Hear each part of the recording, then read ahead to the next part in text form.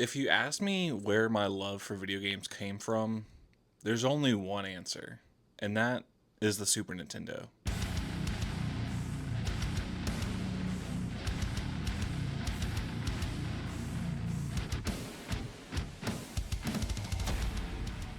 Before the internet, before online multiplayer, before patches and DLCs came to games, this console was so special. And no matter how many consoles I've owned over the years, or what modern system is sitting underneath my TV on the shelf, nothing will compare to the Super Nintendo to me. The Super Nintendo holds a place that no other system can touch, because it wasn't just a console, it was my childhood. The Super Nintendo launched in North America in 1991, and with that launch, you can feel things have changed. It wasn't just a step up from the NES, it was a huge leap.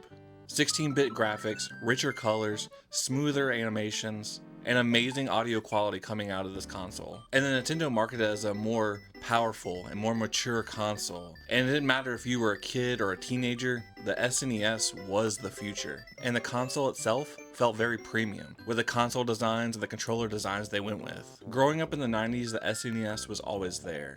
I can remember big box TVs and carpeted floors and sitting way too close to the screen, the hum of the TV when you turned it on. There was no YouTube tutorials, there was no walkthroughs, there was no save states. You had to learn the games by playing them and failing at them and trying again. The Super Nintendo fit perfectly in that era, a time when games were mysterious, rumors on the playgrounds were happening about games and secrets, and it wasn't just information you can get from a quick Google search. Some of my favorite memories growing up was going to the rental stores and renting Super Nintendo games.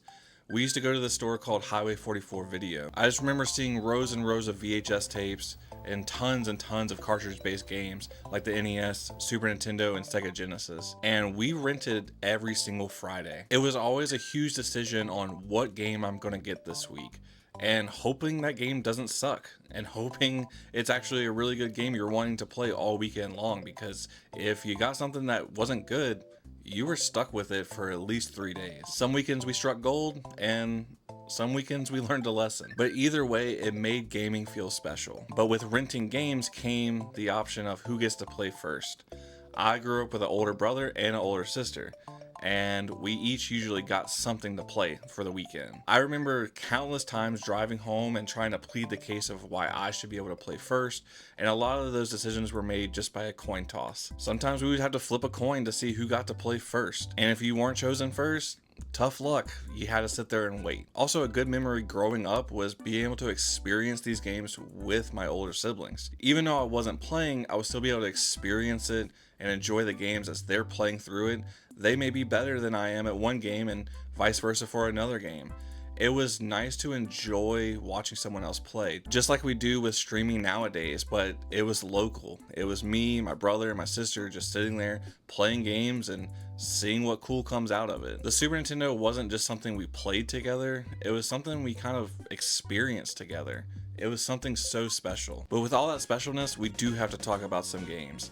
And my favorite game, probably of all time, is Super Mario World on the Super Nintendo. Super Mario World didn't just launch the Super Nintendo, it really did define it. It had bright colors and incredible music, great animation, and the introduction of Yoshi was revolutionary. This is a game that I learned to explore in. Look for secret exits or replay levels that I may have missed something in. Super Mario World taught me that games could be a lot deeper than what it looks like. But another heavy hitter that was in rotation in our household was the Donkey Kong Country series. This game really defines me and my sister's childhood as playing the Super Nintendo. The most amazing music I've ever heard in a video game before. This game had so much going on with the music, the atmosphere, and the absolute challenge that came with this series. We actually had all 3 Donkey Kong countries growing up in our household, and I'm so glad we did because those are a staple in my childhood. And out of all 3 of them, Diddy Kong's Quest is my favorite out of the entire series. Better level design, more personality, better music. I felt like Rare unlocked some kind of special magic when it came to Diddy Kong's Quest. Another game I played a lot of was Super Turrican. It was fast paced, it was explosive, it was pure action. This game was showing that the Super Nintendo could play intense arcade-like games with no problem at all. This game made you feel cool just playing it. I love the colors and I love the animation in the game, I love all the action in it. I really wish we had Super Turrican 2 growing up as well, but I didn't find out about that game until much later in my life. Another game that me and my sister were absolutely addicted to back then, and we still talk about now, is Super Bust-A-Move. Now, it wasn't like the flashiest game ever. It was just a simple puzzle game, but me and my sister were hooked on that game. It was perfect for multiplayer. It was perfect for like a quick session of just wanting to hop on and play a game for a little bit. It's one of those games that show you that you don't need cutting edge graphics to make something unforgettable. Whether you take something as cute as Bust-A-Move and you go the complete opposite side of the spectrum, we have Mortal Kombat 3. We had Mortal Kombat 1, but I have way more memories playing Mortal Kombat 3. The graphics were so much better than 1 and 2 in my opinion. It was super competitive and it was super brutal, and I remember countless nights trying to fight my way through the entire tier list for different difficulties. And for me, I am a person who always picks Cabal. That is my person to go to. Every now and again I'll go with Sub-Zero as well. Tell me down below who your favorite Mortal Kombat 3 character is. We had such a wide variety of games going from Super Mario to Zelda, and some of my other favorites were Super Castlevania and X-Men Apocalypse. Super Castlevania is, in my opinion, the perfect game. The game art, the music, the difficulty of it, the trial and error of it, it is an absolute perfect game. I still believe that Super Castlevania is one of the best Castlevanias ever made. It can be dark, it can be eerie, it can be super challenging, but also it can be so rewarding when you finally get past the level. I also had games like X-Men Apocalypse, which I wasn't the hugest comic book person back then, but I did like X-Men a lot, and still do. And even though that I'm not the hugest comic book person, X-Men Apocalypse was a really good game. Getting to play through different X-Men characters through their specialty levels was really fun. Also, Gamma has been my favorite X-Men since like forever, so I'm really enjoying that he was in this game as well. Something else we had was Pac-Man 2, The New Adventures, kind of guiding Pac-Man through town and making him go certain ways with a slingshot and making obstacles become in front of him to guide him in one way or shoot something out of his way so he can continue going through the path. I don't know why, but I really enjoyed that game growing up. But as I got older, my relationship with the Super Nintendo kind of changed.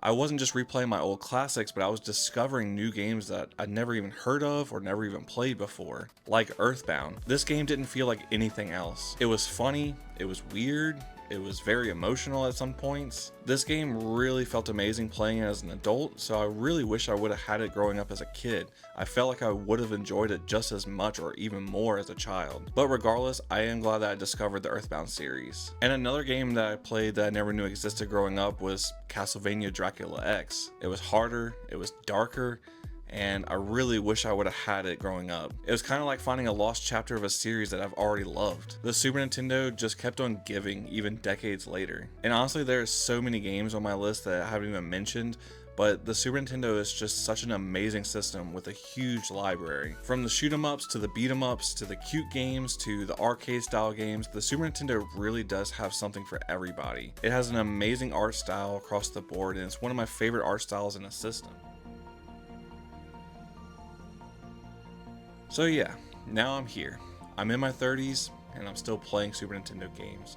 And I'm still talking about the Super Nintendo like it came out yesterday. But it's because this console didn't just entertain me, it shaped me. It taught me patience and also curiosity. And the love for the games never faded. The Super Nintendo is the reason I am a gamer today. And no matter how far games go today, or how advanced games get, I will always love the Super Nintendo. Because it didn't just start my journey, it defined it.